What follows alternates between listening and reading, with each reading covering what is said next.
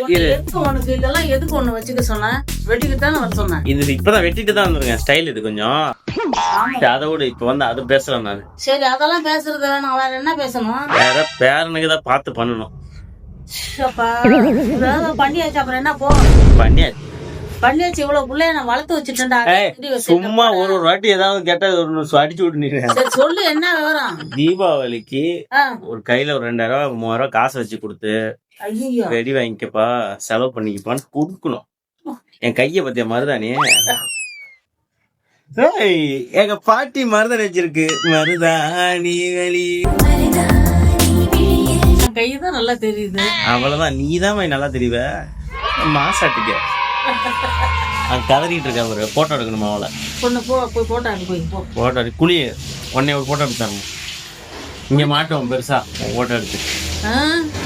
சரி.